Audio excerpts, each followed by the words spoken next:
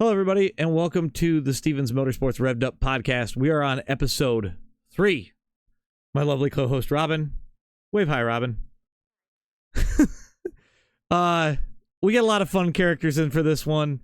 A lot of Talladega talk, a lot of talk for newbies. I suggest that if you're new to iRacing, never done iRacing, and you're interested in iRacing, definitely give this one a listen.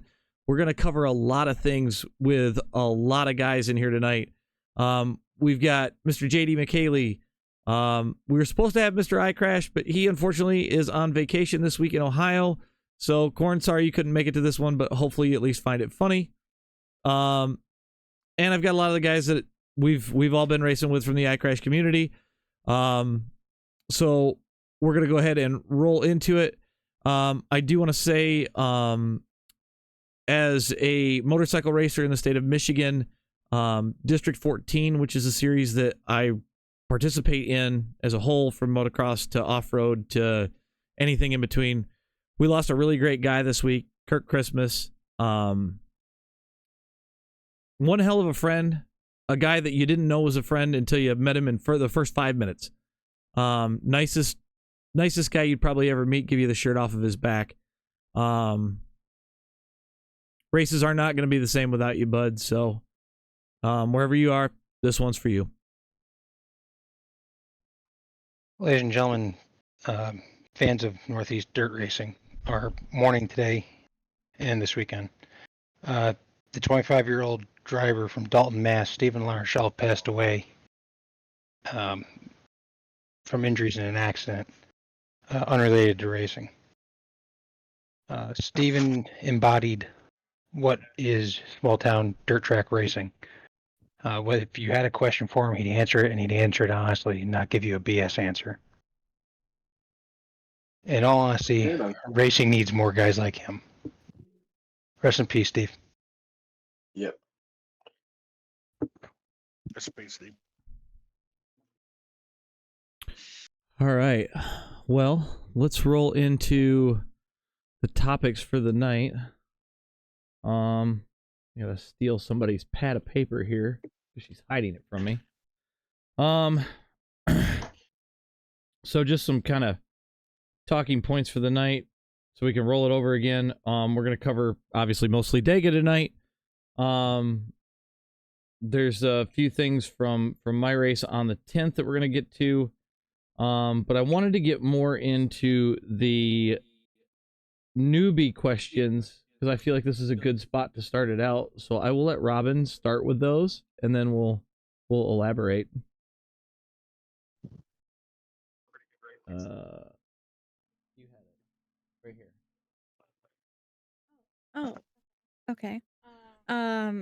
Well, technically, my first question is, like advice you would give to newbies when they're starting iRacing, when they're getting into like their first blitz or however that goes. If you can kind of give examples of that. Cancel your membership, run away very fast. Okay. I actually have a little bit to say about this. Okay, JD, well, go ahead. The best thing you got to remember is that you can only control what you do and yourself.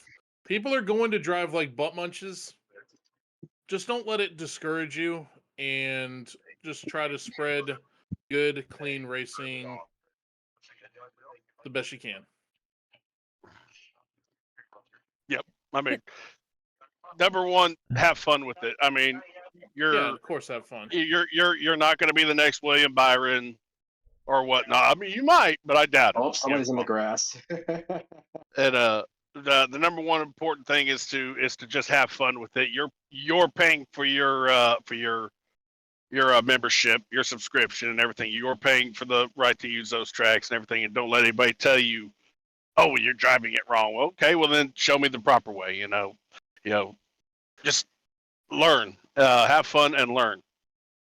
I'm sure anybody in this podcast and anybody on iRacing can attest that you learn something new every time you get in the car. It doesn't matter how many times you've been in that car. So Well, I mean, it doesn't help when iRacing changes the fixed setups on you from the previous time. So, yes, you will learn something new in the You're gonna car. learn stuff too.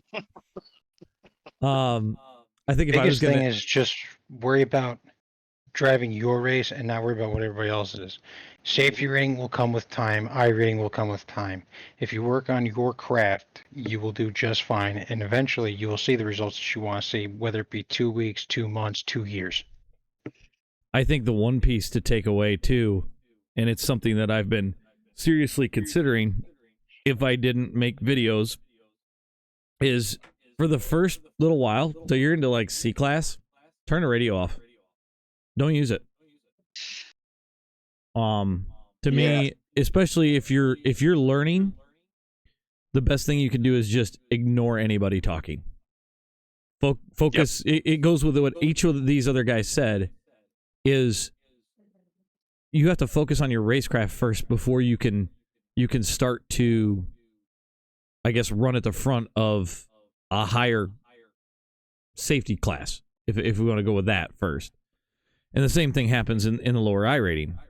The lower the split, the harder it's going to be. And if you're paying attention to that radio versus paying attention to what's going on the track, it's not going to end well.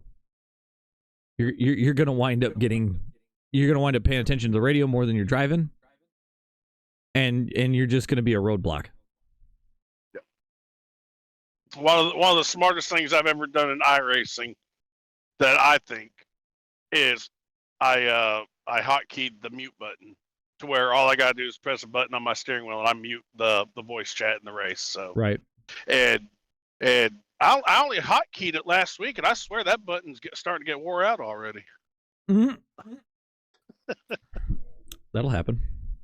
Can somebody explain to me what a split even is? Okay, so when you register for a race, each lobby only allows a certain number of participants. So if we enter Dega tonight, it's only going to have 30 people in a lobby. For each event, you have a number of registrants. So when we click to register for the event, it can be up to 100, 200, 300, 400. Actually, I think we've seen 500 for one of the NAS races. We had 500 registrants. So a split is just the maximum number of people in that lobby, and it's divided up by your iRating, which is how well you finish. Think of it like matchmaking in Call of Duty. You know how they try to put you with like-level people? They're going to group you the same way. Obviously, Call of Duty is going to have way more people than iRacing. But the whole idea remains the same, is you're with guys that are supposed to be, and I say supposed to be with air quotes, supposed to be around your skill level. Now, when you come out of rookies, you're supposed to be at 1,500. What generally happens, right? First race, you get into a 1,500 split, you tank. You literally careen down. So you come back up from about, depending on how bad you careen, 600-700 iRating. Well, that's not 100% true. You start out at 1,300, and even when you're in rookie class, iRacing does keep track of it, so that when you do bump up, it groups you with the proper guys, supposedly. It just doesn't display it until you're out of rookie class. Which is weird. Why wouldn't it just display the thing? Robin, mute your mic. I think they want people to be more prone on proper driving techniques instead of worrying about their iRating. Let's worry about being safe. Let's worry about making clean corners. And not making car contact. So did that answer your question on splits?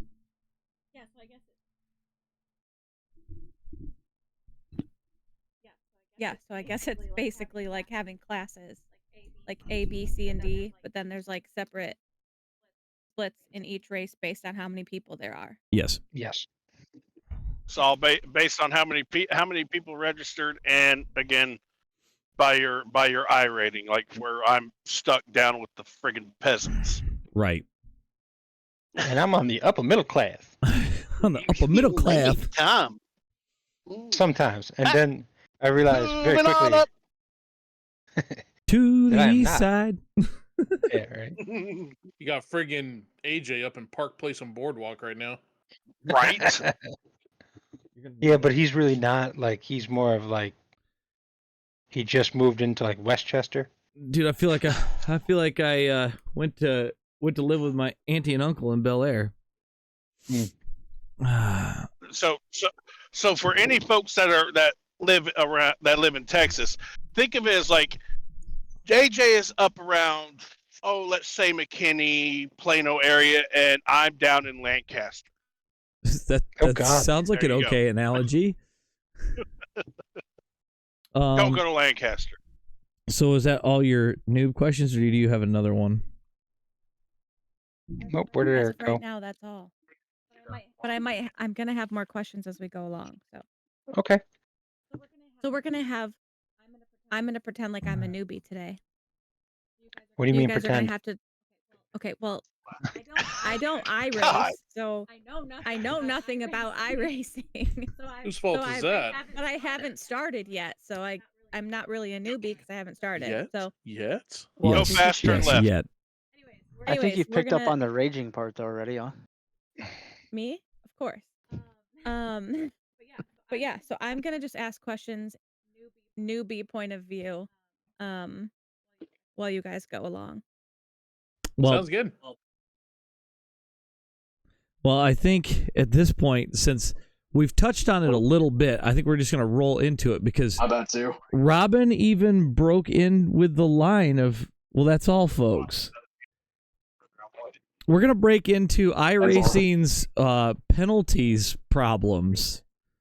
Oh, Oh boy, how much time you got? yeah. Here's a can So of are we worms. just gonna go ahead and just make this an episode strictly about that, because we could talk about this for 4 episodes? Probably. No, but I need you to listen to me.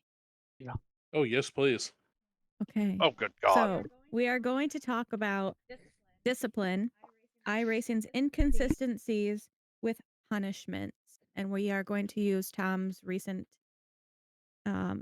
escapade as our example. It's a weird way to put it, but all right. I could use some discipline. Okay. Jesus Christ, JD. My bad. So All right, that's the only how do time you I want? promise. How I'm do you, sorry. how do you want to start with that? Do you want me to share the screen, show the clip? Yeah, if you want to, I'll kind of walk into this a little bit while you're pulling that up.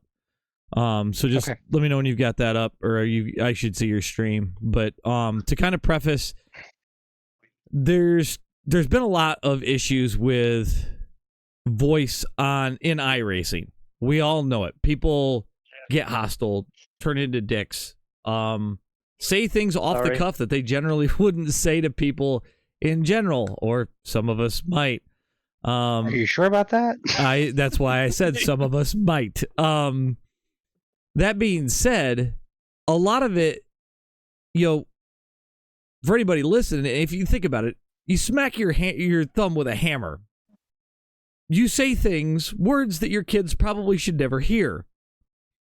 When the pain is gone and you finally, deal with it, it's kind of like, wow, that was stupid. Why'd I do that? That escalated quickly. That got out of hand really fast. And I think iRacing kind of jumps to conclusions. I will pull this stream up and you'll understand after we're done talking why that is. So as we can see, Tom runs his line, 10 gets into the wall here. Just remember, racing how you want to be raced, dude. That's actually good advice. I mean, that's all, folks. So, to the average viewer, that probably looks like a pleasant exchange. Nobody was really pissy, except for maybe the guy that ran into the wall that thought Tom ran him up. Tom, I'll let you explain what happened. So that was the first interaction that we had race long. I didn't think anything of this exchange. In all honesty, there's more after this if we want to go into that. That was on lap 33 of this race. 2 laps later, I get run up into the fence on the middle of the back straightaway. I didn't say any words because, I've had previous run-ins with my mouth, and I just figured, you know what? I'll just wait till under caution where I can collect my thoughts, and we can have a discussion about it. So we did. And during this discussion, I didn't curse. I didn't raise my voice. I didn't call him names. I really wanted to, but I didn't. I actually had an adult-like joust, we'll call it. And I like that joust. the next morning, I have a nice, lovely email from iRacing giving me a 6-month ban for mocking others over chat. That blows my mind, man. Yeah. 6 months. So I'll bring up the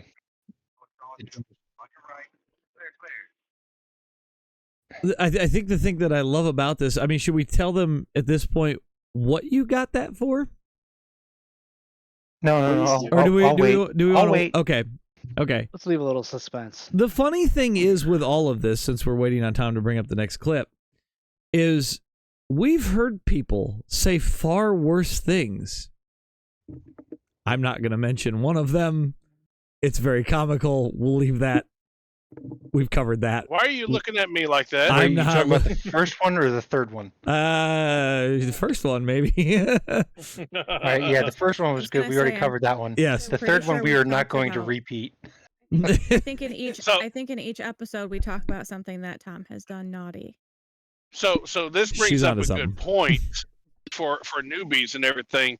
The thing that could get you banned the quickest from iRacing is a voice infraction. Oh yeah, 100%. And that's why. And not so much banned from competition.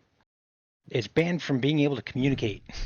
And as you get into the higher splits where communication is key, how many races have we run at Dega this week where guys are like, oh, I'm sliding or this or that, just small things. That's huge in a higher split. Lower split, there's guys ping-ponging off of everything. It doesn't really matter. Well, and one thing So- to add to that is if you are starting out and you are using the voice chat, don't plug it up. Right. Because if you're under caution and you plug it up, can't call it where the pace car is, can't call it where checkups are, you take the liability of being ran over. Yeah, If you don't plug it up. don't have a conversation for 3 laps about your last race or an argument about why that caution just came out. Wait until you can go watch a replay. Well, Yeah. I mean, any incident you should really watch the replay on, especially if it's one that you feel frustrated by. Make sure that you're in the right, or but even at that, you don't necessarily have to call the person out. Watch it, Right. see what you can learn from it, try to move on. Right. Every failure has a chance to be a lesson, and the only way to improve is by failing. Right. And boy, have I failed. Adding on to that, if people just learn to just not get so bleeping mad all the time. I mean, I get it; it's frustrating, but Right. Okay, Tom. So I've got your next exchange up. So here's the verbal exchange that we had. Now you see, Francis, I didn't touch you when you hit the wall. Come on, guys. Now, first thing I thought it was is I thought that I mocked him by calling him Francis, which you'll see hit me in the middle of the straightaway and put me in the fence. There's a big difference. I passed you clean, and you had to literally have physical contact in the middle of a straightaway. So if that's how you want to race, game on. Francis is his name. That's what I thought he was getting mad about, is because I called him by his middle name. I'm sorry, but when your parents call you by your middle name, that usually grabs your attention, and that's about where I was at. That's fair. Makes Actually, I sense. didn't really.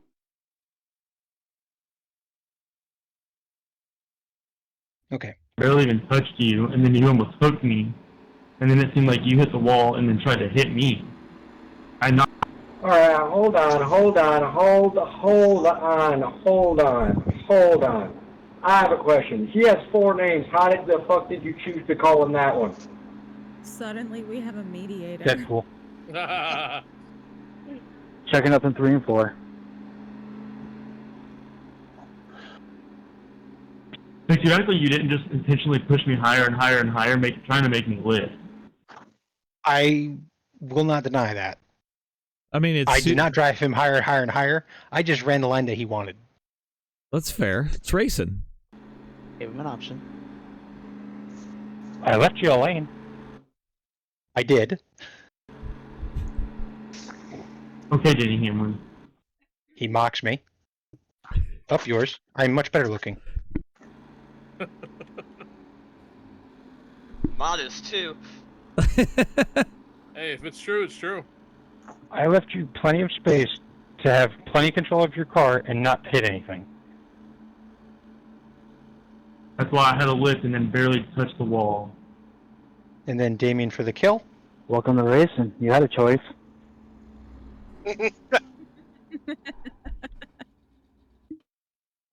So, that's the entire exchange.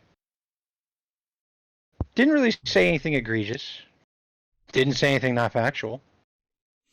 I didn't, and so, yeah. So I get the lovely email from iRacing, if you want to edit that in here. Got the lovely email. You've been you have lost your chat for 6 months. And then I sent my appeal, stating that I don't know exactly what I said or what I did in this session. So I went back and I went looking. Damien helped me out with a replay. Went back and looked. I was like, man, I didn't say a whole lot in this session. Like that verbal exchange was it. And usually I talk because I'm bored and that's the way I keep focused. Come back to that, and I referenced those 2 out of 3 clips that I showed you. I referenced the 3 clips that I sent. I said, this is the only thing I can come up with. And I didn't really say anything. I didn't say anything wrong here. Like, I didn't go against the sporting code. I get an email back the next day. Oh, crap. How far up did it go? It's up there. Hang on. That was what, Friday? What? Yeah, I'm looking for it. Oh, so the email I get back, it says, "Hi, the appeals committee has reviewed the appeal along with information available in the protest and your history in iRacing.com. My history with the voice chats, not that great of recent. Every member of iRacing has a reasonable expectation that we will do our best to prevent other members from intentionally disrupting their experience at iRacing. The Porky Pig reference is lost among the youth. I love that. This seems to be a generational issue. The penalty has been removed. We do look forward to your return to competition and wish you luck in your future races. Decision rescinded." I don't know how I feel about iRacing calling me old. Yeah, I was gonna say. Robin's over here muted on her mic, about to piss her pants. If I'm 31 years old. If it takes getting I am old the to youth. remove a 6-month ban, I'd call it a win. But here's where the your mic on the inconsistency. physical side. So here's where the inconsistency comes in. Right.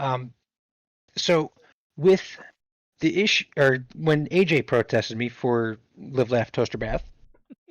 We won't get into specifics on that. Yeah, no, you deserved it. I don't care. That was only a warning. It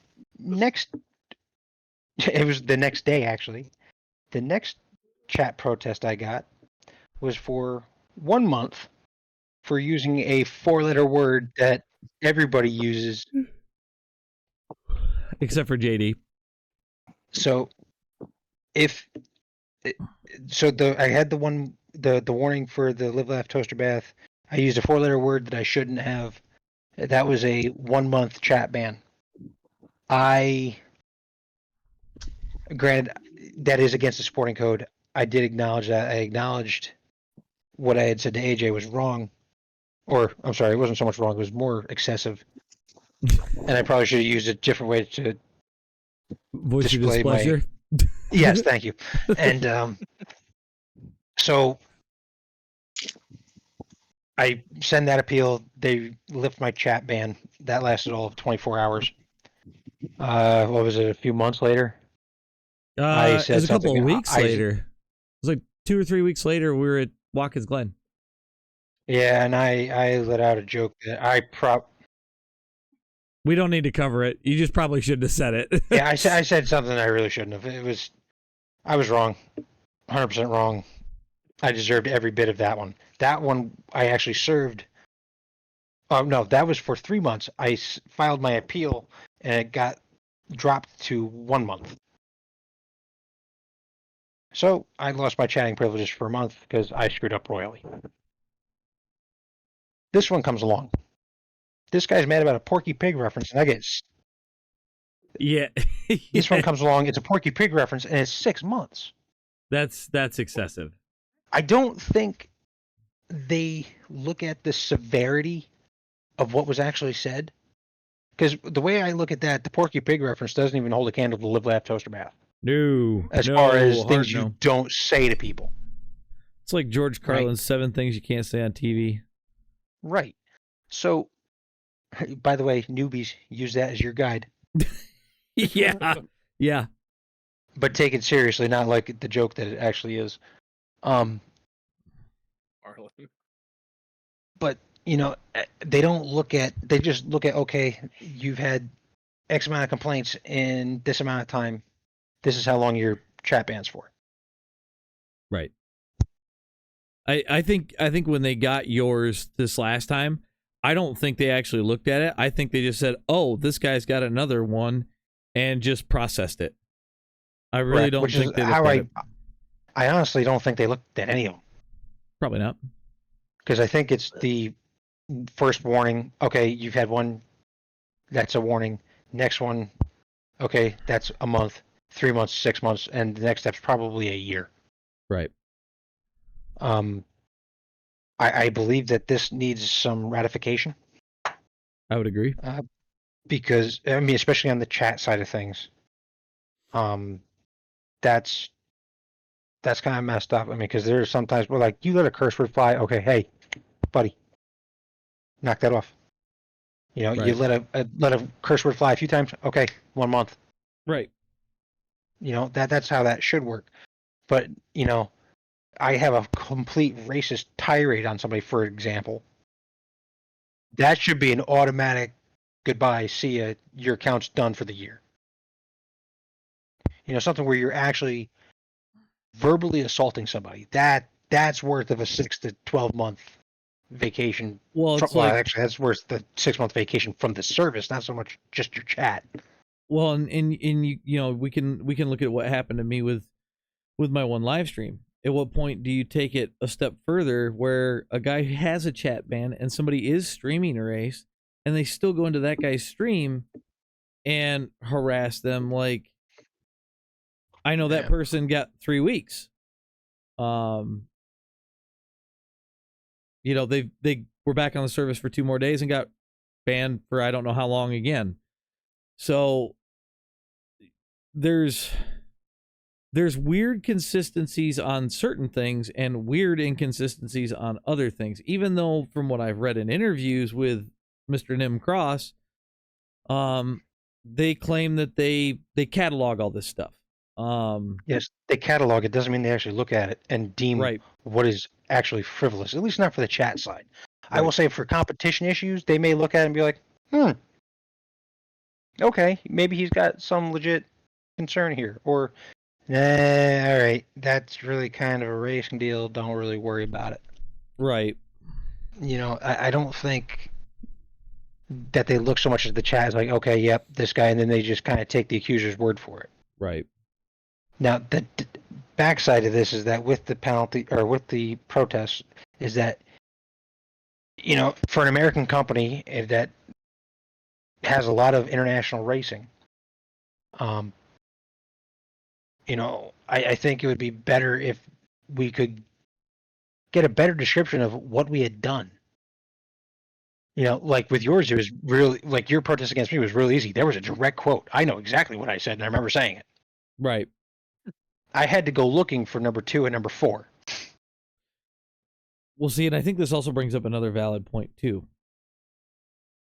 I save every replay anyways because I make the videos, but like you should be saving your replays for a good week, especially if you're a noob, because if somebody does protest you, you can go back and do something like what Tom did here and appeal the protest to hopefully get it overturned, and you can either start driving again or you get your voice back or whatever. Save your replays. By all means, save your replays for a week because they can protest you for up to 7 days after the incident. Well, not just that. It also is good because you can look back and watch the video and see what other guys are doing that you can improve your driving technique in line. Right. That's a whole nother thing. But I'm just kind of based on what we're talking about currently, like just from this standpoint with the protests, saving them is not going to hurt you. The space that it takes up on your computer is going to be nil anyways. So right. Now, also, just so we don't have this major protest culture for you newbies, there are sometimes, like for instance, on track, it's a lot easier just to let it go. Mm-hmm. When you have repeat offenses from the same person, okay, I'm starting to now. I usually have a 3 strikes rule. Somebody wrongs me one time, unless it's like super egregious, I'm just gonna let it fly. Because I'm a racer. Damien's a racer. AJ's a racer. There's only one way racers learn, and that's FAFO. Yep. F around, find out. Yep. Sometimes you kind of have to. So racers have a funny way of showing you that you're being an idiot. Usually it's in the real world, it's physical contact. Be it my hand to your face, or I'm sorry, when you beat my fist with your nose, I believe as Mr. Allison had put it at one point, or physical contact with your car, and now it moves like quite drastically, making you feel a lot uncomfortable. See, with bike racing, I have a third. I can use hand gestures. Well, we can use hand gestures in the car too. It's a lot easier on a bike. Yeah, it is, and it's a lot easier to see. But yeah, I would agree. I think the sporting code, it needs some adjustments, especially with more people jumping into the racing. It's only gonna get more and more and more. It's unfortunately how it's gonna be. Yeah. There's some updates that need to happen. So. Right. Nick, are you racing or you got a replay for us on something here? That was a replay. This was actually from a protest that I filed earlier this week. All right, I've got it on screen. So if you want to preface it really quick before we just roll into it. So this was the first fixed NIS at Indy. Okay. Running 7th place, and by the time pit cycles were over, I was going to be in 5th place. Gotcha. And the car goes off in front of me. Well, the 2 car in front of me locks up a little bit before this, but 25 goes off and just... This is something... This is we one of the big issues with people just not paying attention and right. having any... Well, and this was something that Korn wanted to talk about, and unfortunately he can't be here tonight, but and this is definitely something that is a problem as well. The unsafe rejoin. He literally never turned the wheel back to the left. Yep. Like what like watch play that in slow motion from right about Here. Get rid of the bars so we can see it. So, okay. He's full wheel lock here. Again, for the newbies, this will happen. You know, I don't care who you are. You could be Jimmy Broadbent. You could be anybody. This right here, he should have been turning back to the left immediately. Or kept it locked down. Yeah, or kept it high, went up around the oval, and brought it back in. Yes, you're going to get a slowdown, but you know what? It's better than wrecking another guy's race. Especially a car that's on a lead lap. Because I will tell you right now, there's going to be some guys that are going to blow a gasket over this. Because that's absolutely unacceptable. Mind you, and if you're a newbie, for the newbies, just be aware you are going to make mistakes, and you're going to make mistakes a lot.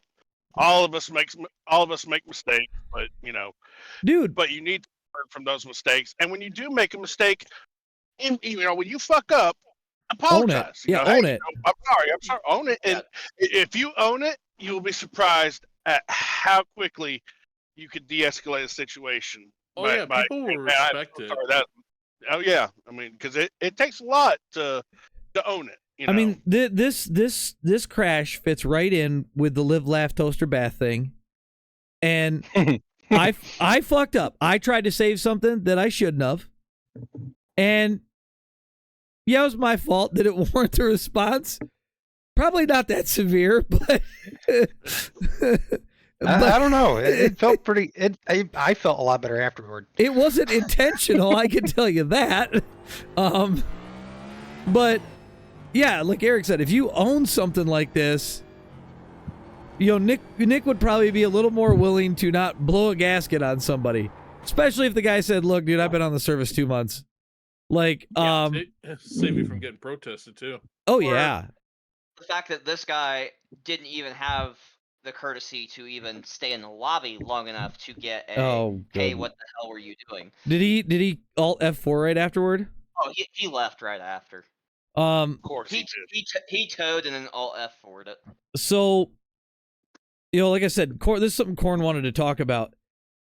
And I kind of know where he's going to go with this, but if that was you that was off the track, by all means, like I said, take the access road, take the oval around, take the slowdown. You are not going to lose that much time. You're going to lose a lot less than you did by pulling out in front of somebody and getting T-boned. Yeah, now you're damaged. You've got incident points. Now you've quit clearly because the car is too damaged to continue. You ruined somebody else's race. They're pissed at you. And you're gonna get protested. Well, and let's say that it was a little bit more gradual on. You still hit him, but there was 4 other guys behind you. Now we're wrecking multiple guys' races. Or let's say you lost control. Now you're causing a pileup. Whereas if he would have taken the access road, yeah, his tires are going to be a little hot. He can rejoin the race. He might have finished better than where he was at. Well, that also comes back to, you have to remember this is a simulator. Right. If you treat your car as you would a real race car, what would you like if you go to the 25, Nick? Yeah. Go to the 25's point of view. You want to go in car? If you can back it right about there. Okay. Cockpit. Yep. All right. Do you have your wheel hooked up? Yeah, I do. Okay. So now normally you notice that the head and the eyes are very stationary here. When you get to about here, what are you usually doing? Use your buttons. Can you look? Right or Can you look to the right? I don't have that button hooked up anymore. I do, but it's set to okay. very minimal. So turn. You would have saw that car coming. By default, for anybody new watching, if you've got it hooked up, it looks 90 degrees to the right, 90 degrees to the left. Nick's is adjusted, so let's take that into consideration. Yeah, mine's adjusted due to the way my setup is. Now, granted, I will say in my real car, I don't have 90 degrees. My headrest is right there. Well, yeah. So yeah. I don't even think but here's the other real thing. NASCAR drivers don't have 90 degrees either, do they? If no, you they are No, but they've got a live spotter, an actual person Well, that too. sitting up on top of the press box going, Watch hey, his don't RPMs move. here. He's still accelerating, still on the gas. He should be on the brakes right here. He got on the Instead, brake he waited too way long. late and then locked it up. And way too hard, locked up, and now he goes full wheel lock. If you are locked up, don't crank that wheel. Yeah, You're just gonna let make it. It's not going to go nowhere.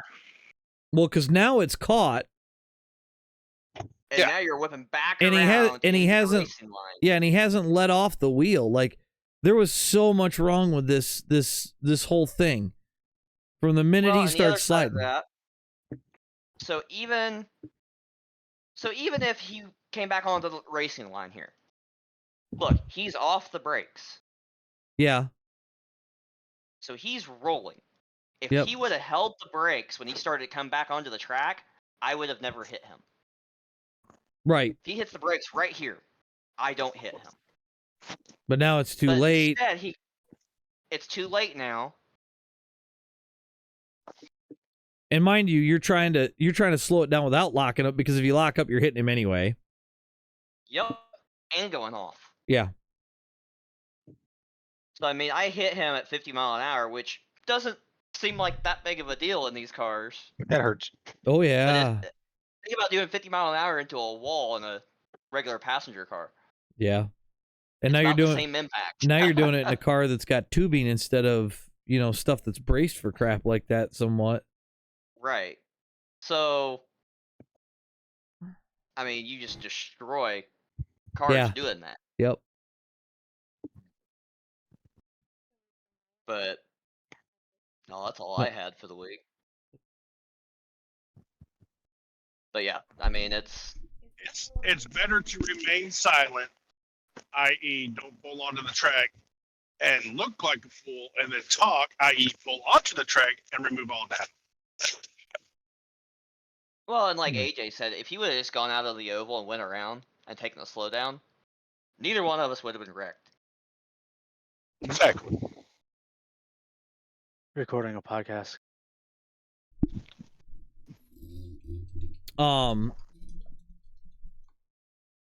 Yeah, well, and we've seen it in even GT3 and LMP racing and all that crap. These guys that want to rejoin right away because I got to get back on track so I don't lose any positions. Take a second. Yeah. Recollect yourself. Bring it back on easy. You'll catch it. You'll get back to that guy. Chances are they're probably going to crash, or they could crash, or whatever. Take your time. So, what else do we got here? I'm trying to look and see. I If I got a have bunch of flip anything else. compilations. That's about it. Okay, I'm gonna go over this 810 race from Dega because there's some really good points in here. 810 is in August 10th. Yeah, it was August 10th. You guys know, or at least the guys that were here. Oh yeah. Nabisco product of the week, please. JD, since I'm gonna pull this up. No, I want to race on 810. I don't know if you were in this one. No, I definitely was not if I won it. JD, go ahead and go over your Nabisco product of the week while I pull this up, since we have it in here. Yes, thank you. Today's Nabisco product of the week is without a doubt one of the top ones that I prefer, and that are Nutter Butters. Who doesn't like peanut butter, right? And we got to go over the presentation of Nutter Butters, okay? First of all, it's shaped like a peanut. That's just above and beyond in my book. So, but the other thing is the packaging. You hold it, it's protected by a paper tube almost, so that they don't get squished. You get perfect Nutter Butters every time. Nutter Butters. Buy them at your local Circle K. Love it, JD. That Love was it. beautiful. Love it. Nabisco, you better sponsor that, man. All right. So this race that I'm gonna pull up and I will share on screen. So you guys can see it here once I find my Discord. I'll share my screen. This was the one where I had the lovely gentleman send me, and I mean send me into the wall. There's a couple of things I'm going to cover with this once this gets loaded up. And this is, I mean, this whole race is literally Talladega in a nutshell this week, except for the last piece of it that I don't want to spoil quite yet. So, all right. My iRacing up here. And we don't necessarily need controls. So we will go right to lap 12. Ooh, excuse We me. know what this is. Scared me. What's up, JD? I said, do I know what this is? Because I don't remember this. Oh, yes, you should know 100% what this is. I remember what it was. Do you? Yes. I don't think he does.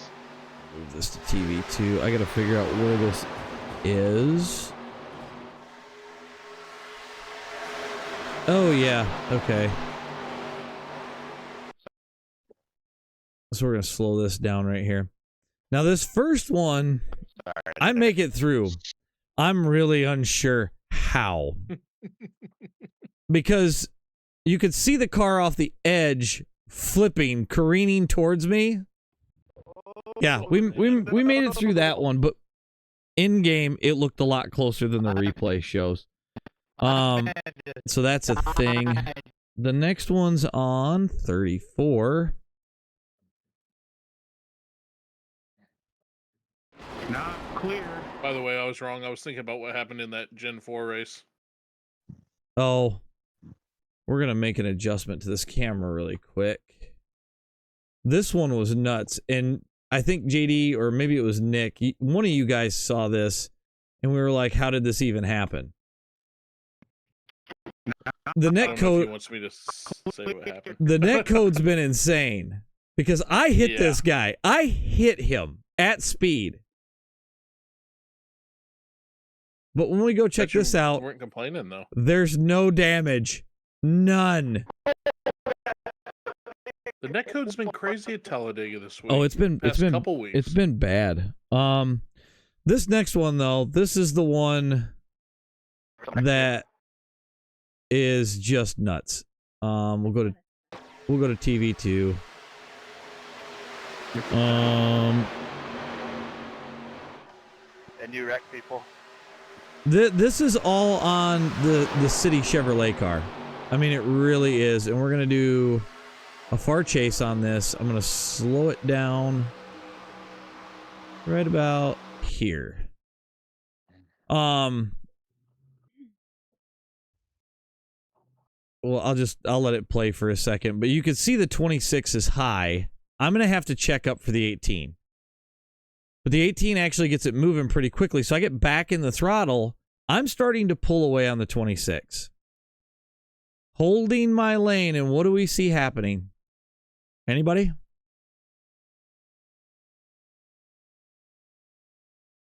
Wait for it.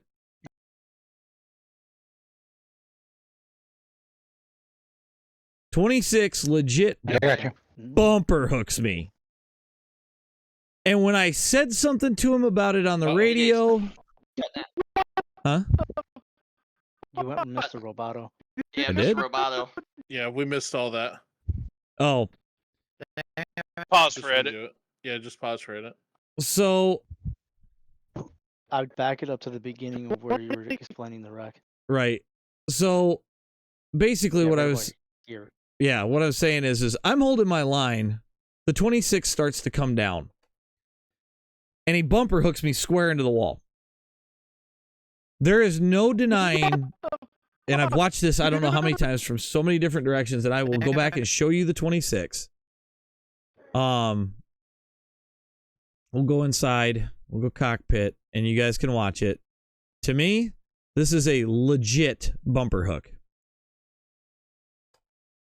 So he's coming down, we touch, and then he turns right into it.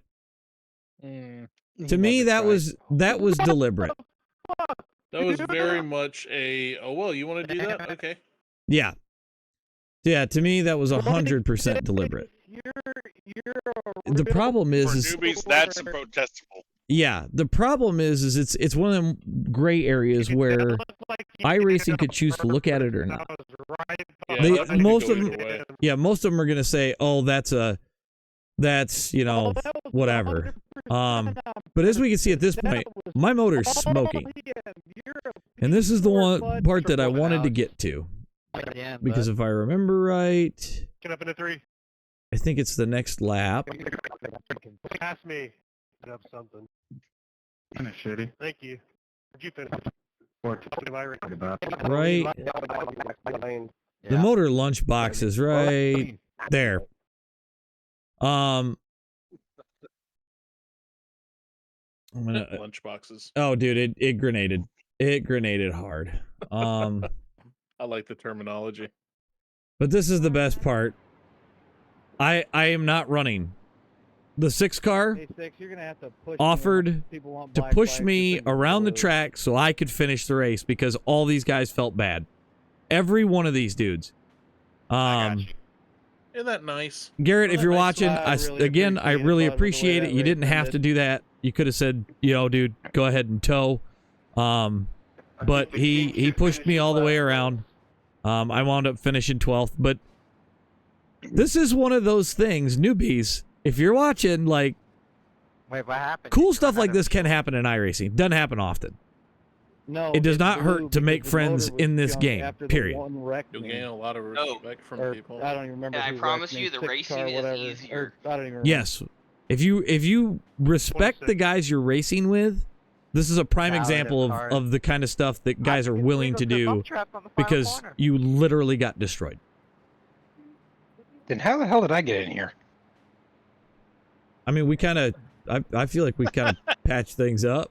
I mean, I could be wrong, but Well, judging by I that think it statement, will. maybe we haven't. It's hard to get there. I think you'll make it. every family has to have its black sheep.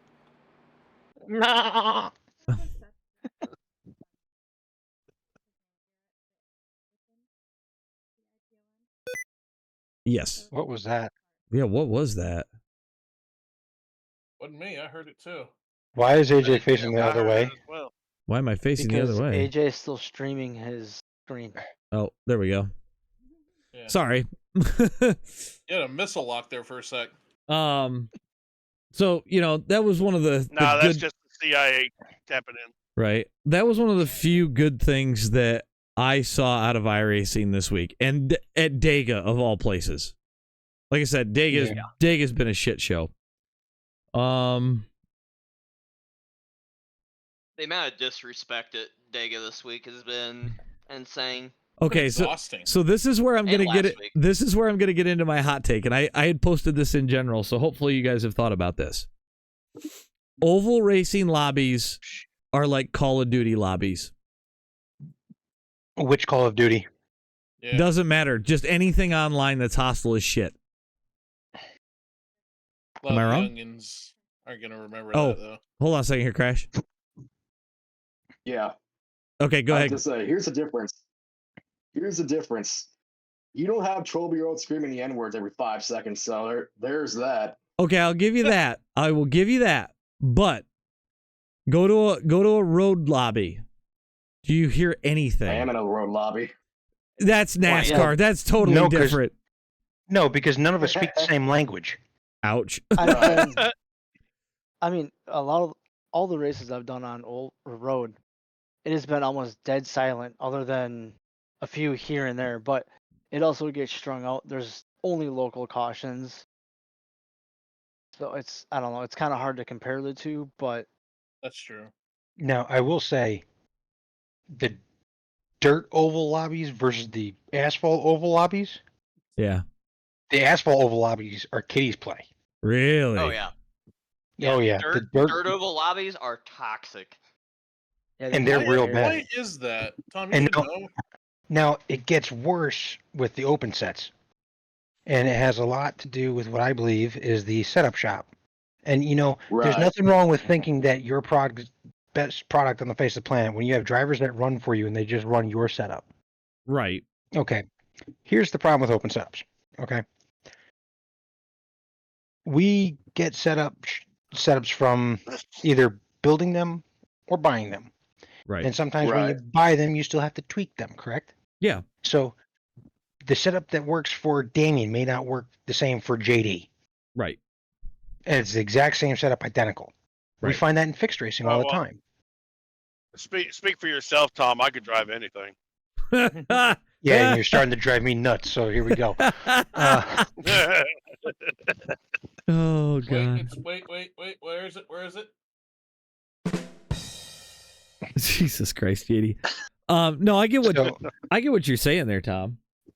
Yeah. So now, when you get to the dirt side of ovals, the community is much smaller. Right. So the egos run higher. When you run in an open lobby in, say, it's a pro late models, for example, which is probably the most toxic that I've ever witnessed.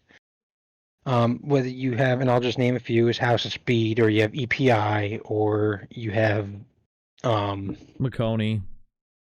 Not so much in dirt. Oh, I didn't know if they did dirt or not. Majors does dirt. Majors, yep. You know, you have these different setup shops, and they have drivers that race against each other all the time. And then, you know, you have one driver that wins wins a race, right? So, oh yeah, or blankety blank has dominated today at Lucas Oil, you know, for example. And you see that all over social media. And in all reality, I ran second to you, and I built it myself in 15 minutes. So what did you pay your money for? Right. I mean, it's a valid point. So, I mean, and you can do the same thing on the oval side. I'm sure there's somebody who's like me on the oval side that absolutely refuses to buy an asphalt oval setup and just builds it themselves. The guys because from they actually Busters understand how. The dudes from Busters, every one of their setups, they start from a base that Bob Hogue puts together, and the community tweaks it as a whole. And then they run open tests. You don't pay for their setups. They're all free via Discord. Right. Oh, damn. So that's how a lot of setup shops on the dirt side started.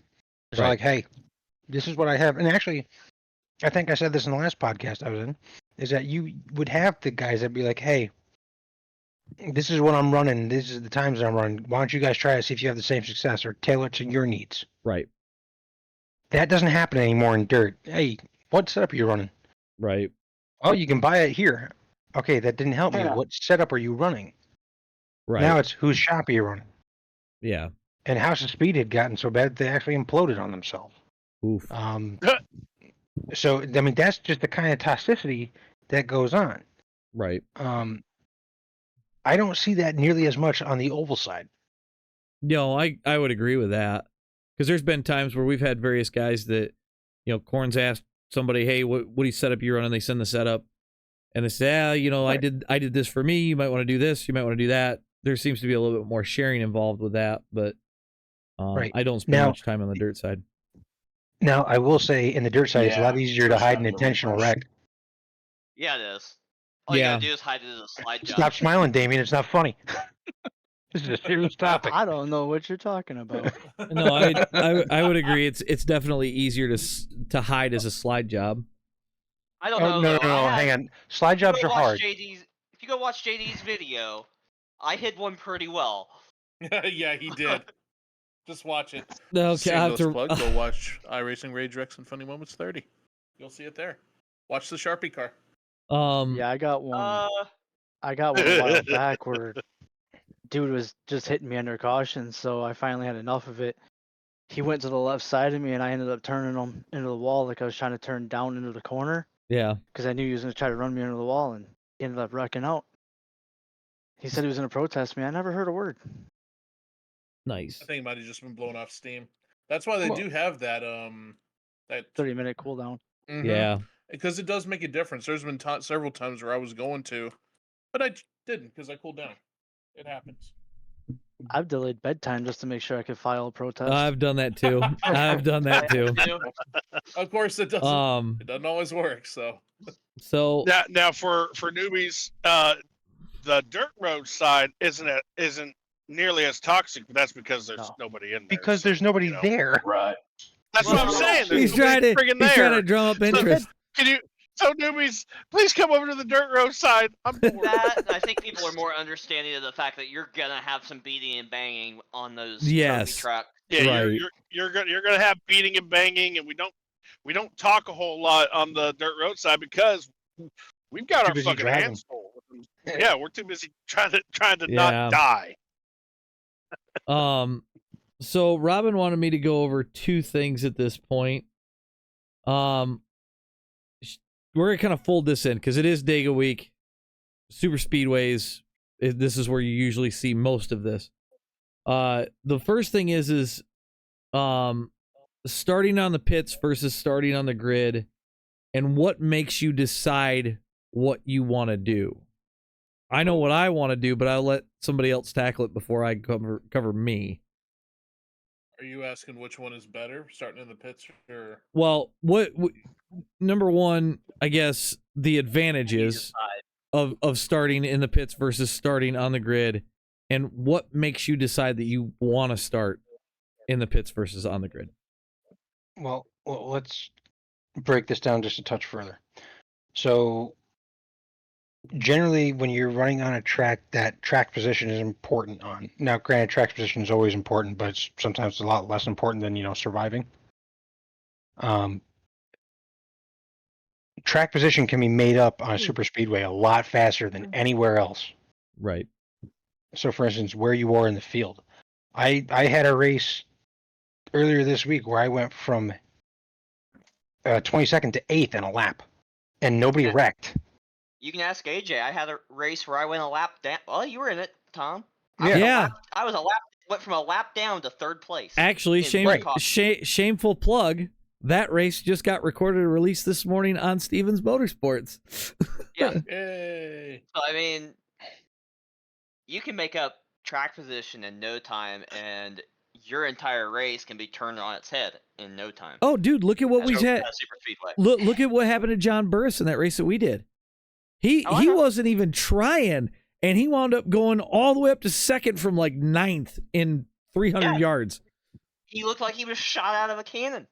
Now, doubling back here, when track position is super important, that's where you really want to start on the grid. That's where you need to focus on your qualifying. Where if you qualify well, you start towards the front. You tend to finish a little bit further towards the front as long as your setup's dialed in or your head's in the right space.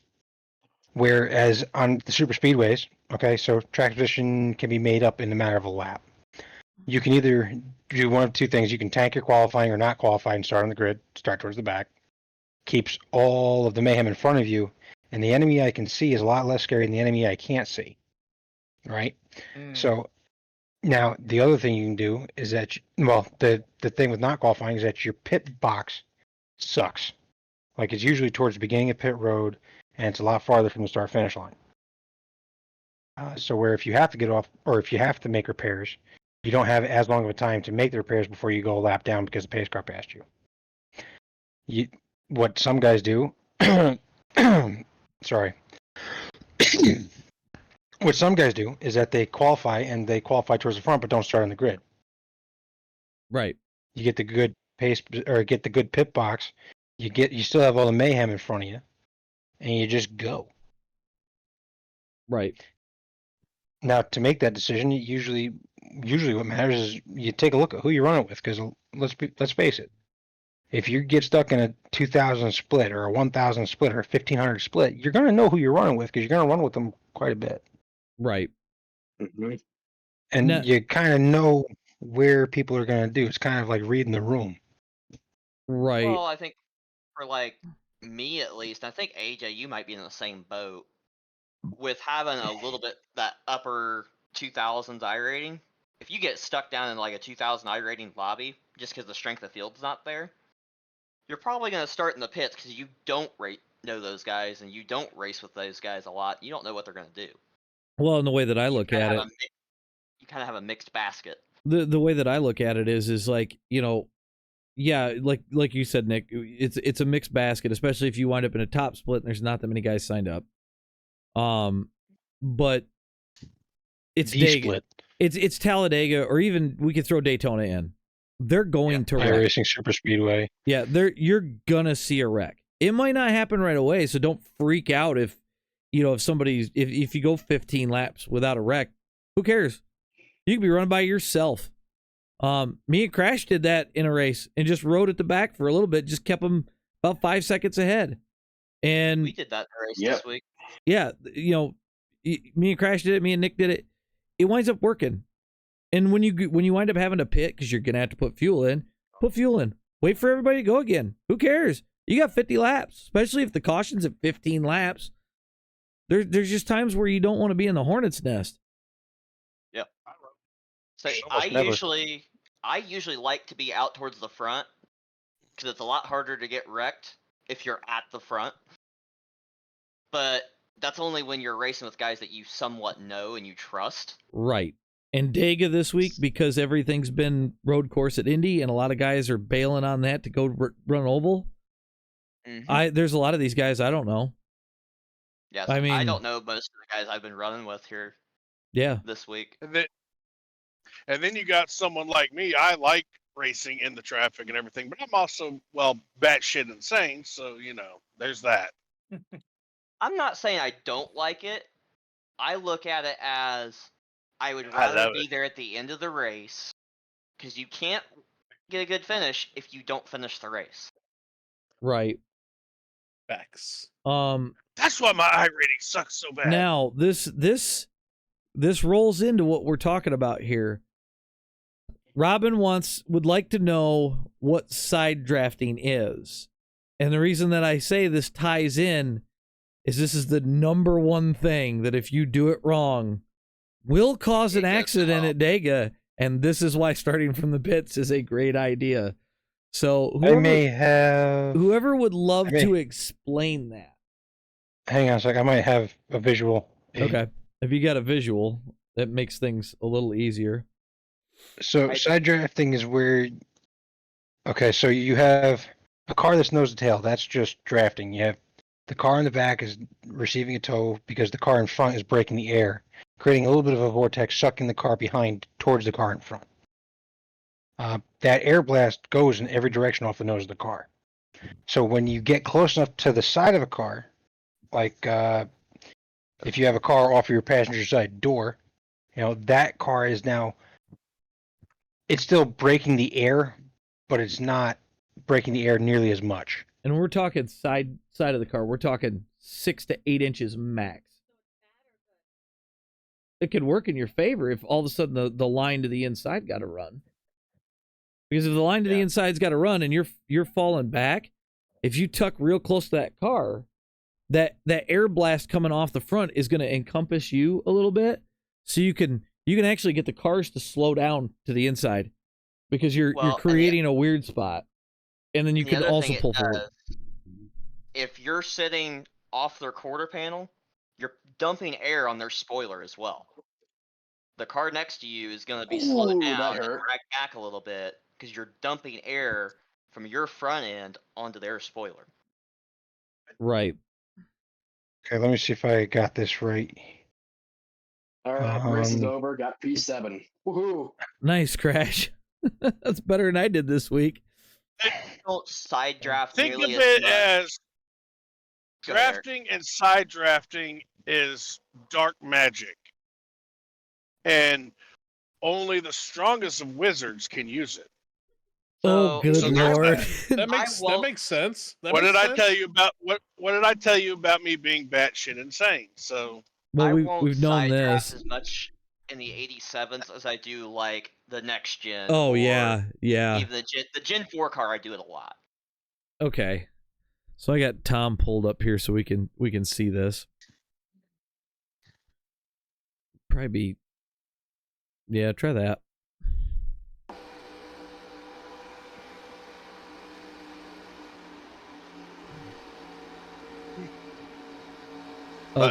Effectively, what you're trying to do is you're trying to create the least amount of wind resistance on your vehicle by using the the air separation from the other vehicle.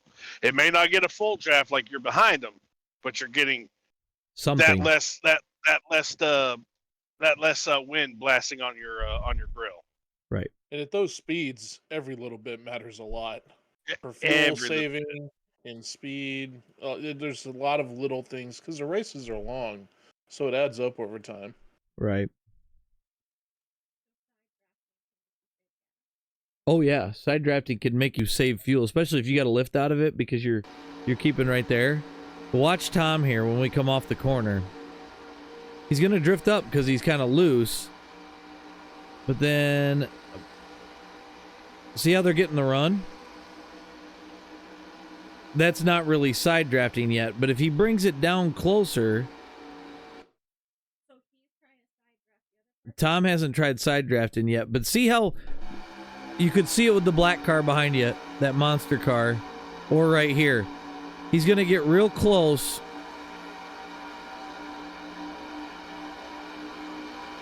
Does anybody else recognize who that one car Yeah, is? yeah, I knew who it was. So you see how he tucks even close to the wall, but he brings it close to these guys too? There's an air blast going out and around those cars.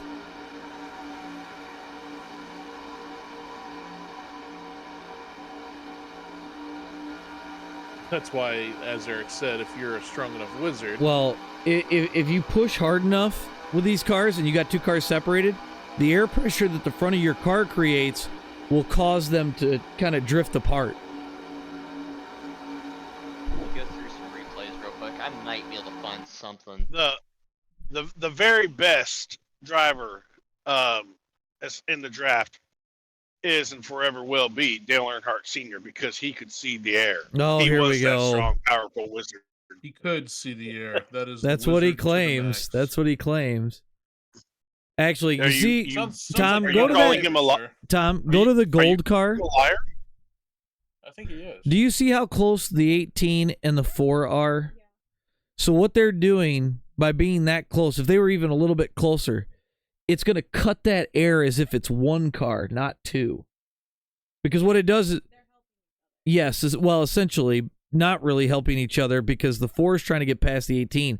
And by doing that, if the 10 car that's behind him swings behind that 4 car, the draft cut that the 4 car is doing and will receive from Tom as they catch, those two are going to shoot through the middle like a cannon because of how much negative pressure is created around them. They basically, if this goes 4 wide right here in an instant, whoever gets the push from behind is going to be exponentially faster because between Tom and the 4, they're in the middle. There's no real pressure except for right on the front of the car.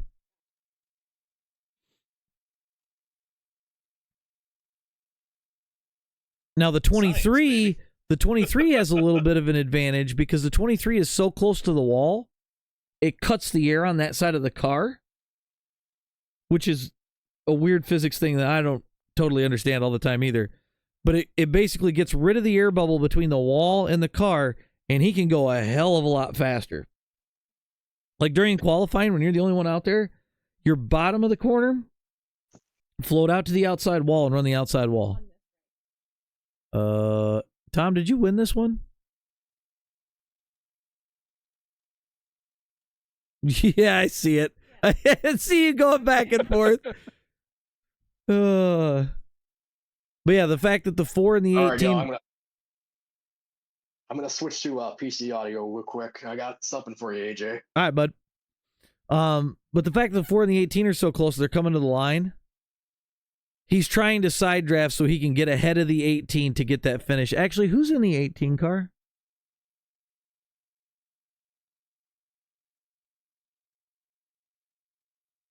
I thought so. Sorry. I thought that's who that I was. realized I put my mic up. I wondered where he's been. It's William. I miss him. I know, but I'm Yeah, as soon as I see it, it took me a second, but Yeah. So there is a point where side drafting goes wrong, and that's it. That's right there. it. That's it right there. You see how the guy didn't even touch Tom, but the car moved? That's when side drafting goes wrong. Yeah. So- There, actually, I have it. I don't know if that one's actually a side draft on log. It's a very fine dance, a very Yes. If you got very somebody, delicate ballet, so to speak. if you've got somebody you can trust, it actually goes really well. But otherwise, it goes bad. So Yeah. what else we got here? Anything good? I'm looking for a really good side draft in the Gen 4, but I'm not finding anything yet. So I'm looking for the one I just saved. I've got something from today that JD had an issue with this person.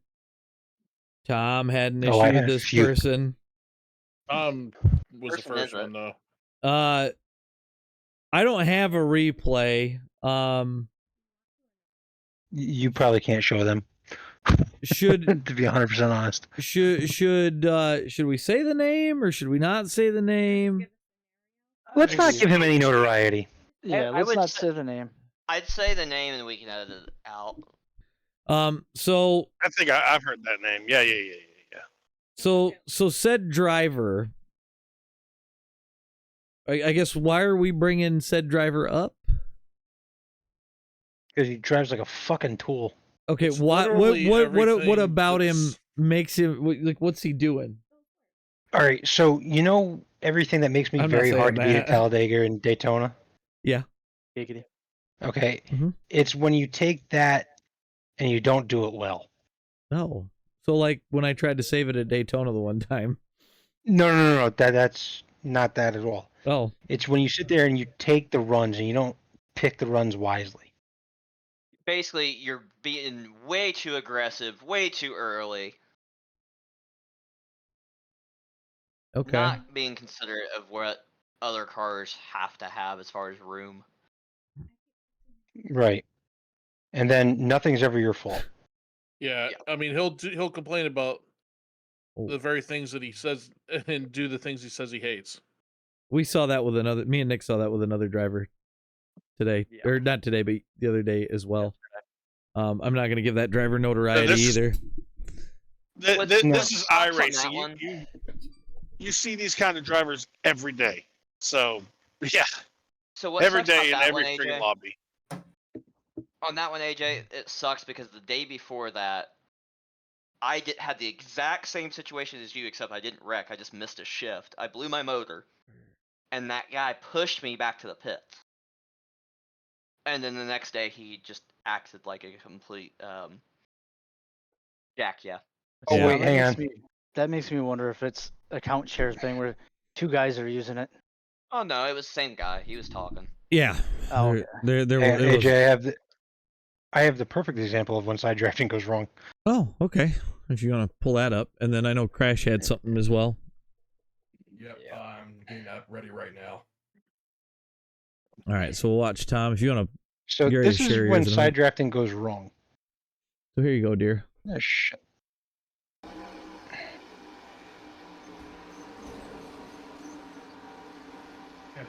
That race was fucking brutal.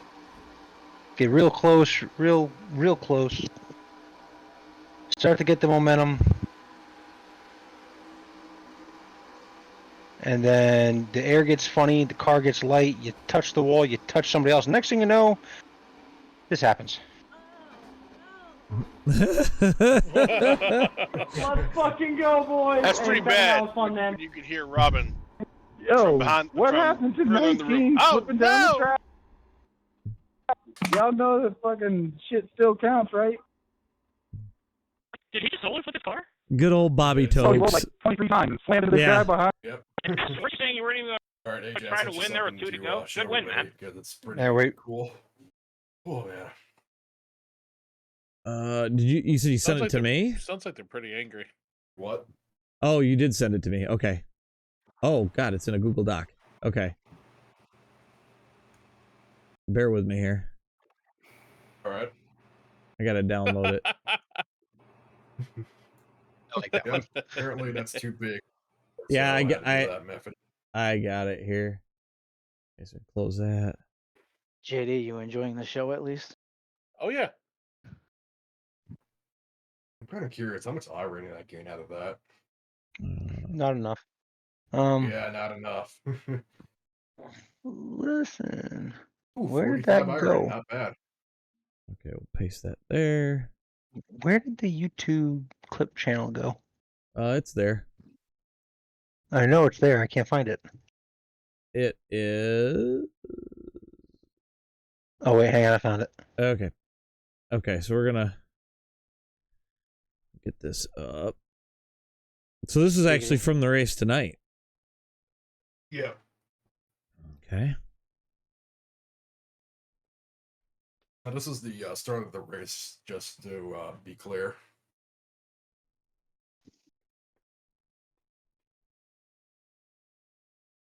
Did Sievers really say that the strength of your field was 400? Yeah.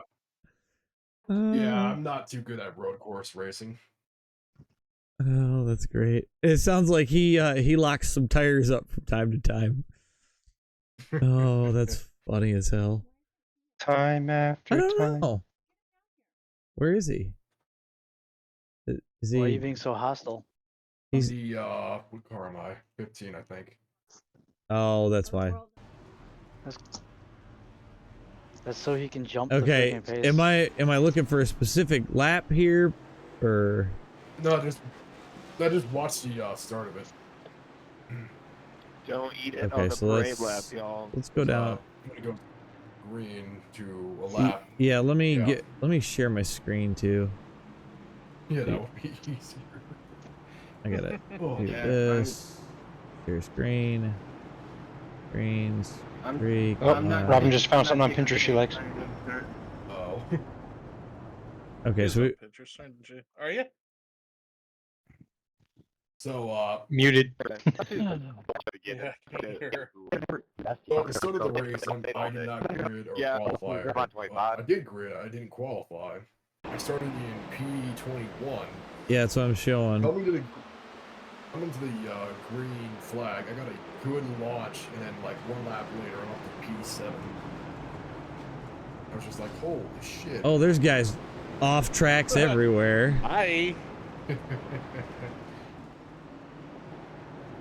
Guy in the grass in front of you. That's something else I need to do. I need to practice for Watkins Glen next week. I'm Well, only, you're gonna dominate it anyway. I'm only gonna get one shot at it. I'm only gonna get one shot. I'm better at Watkins Glen than I am Indy Road. There's got to be a few guys here that go shooting off. Okay, so you dive bomb this dude. There's a guy off in the grass. Oh, I thought the 9 was gonna hit. Yeah, I thought the 9 was gonna cream you. I thought that as well.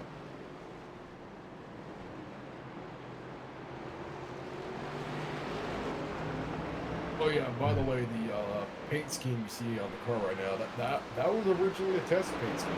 I was just like, fuck it, I'll bring it back to Indy Road. Then nobody recognizes you. Yeah, I wouldn't be surprised. There is a couple of things that I see here, and I'm not trying to put you on blast, but as a road racing thing, some of these guys that do road racing, you want to be careful when you try to jump it up the inside like that, because they will fly off on a nut, and it is crazy to me because they look at it as you dive bomb the hell out of them, even though you had a way better run into the corner. When you do what now? I'll back it up because he had a Basically, good. You're trying to outbreak them. Yeah, he had a really good one here. I just want to make sure I understand. Yeah, no, I get it. Basically, So when you're going down the inside of somebody, if we go trying to here outbreak 'em. and we go far chase, so let me just zoom out so we can see a little bit better. So the 9 car is considerably slower than Crash right here. Yeah. And he doesn't get on the brakes until late and starts downshifting. But the fact that he run it up the inside, like if it was like an IMSA race, there's a lot of guys that would flip out.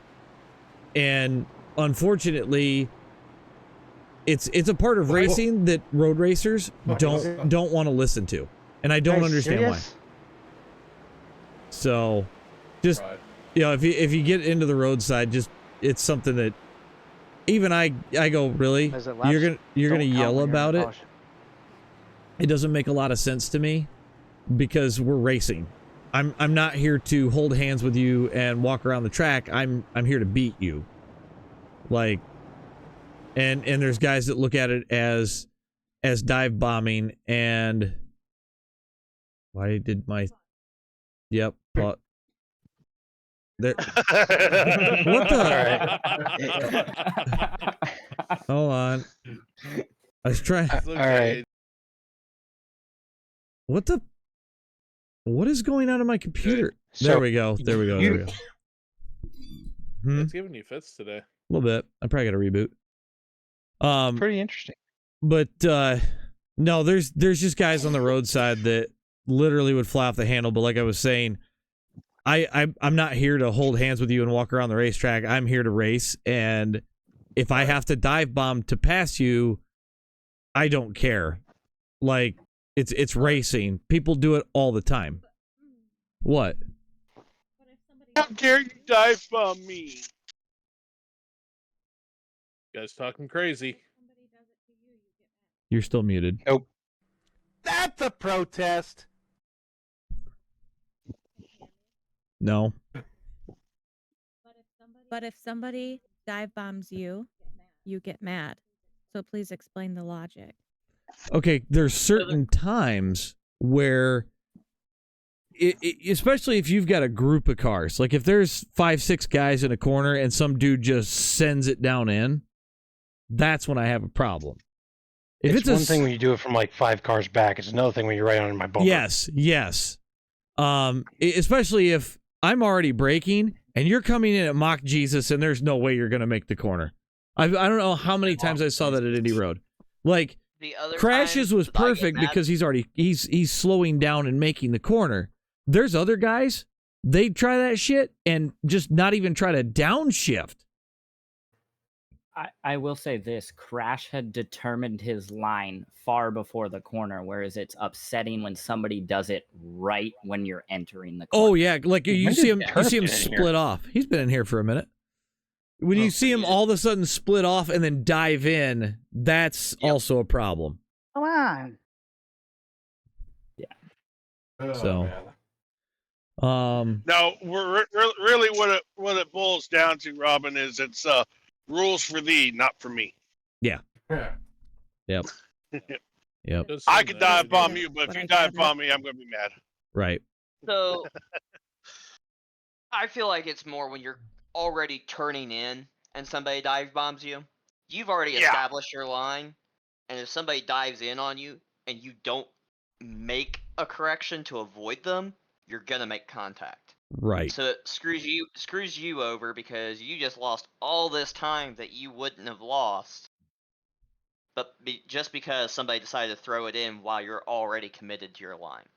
Right. And then when they do, and then when they do crap like that, and you don't make the correction, either A, because screw you, I'm not making the correction on your stupid mistake, or B, I didn't see you, and we hit, and then you start bitching at me, that's where we have a problem. Right.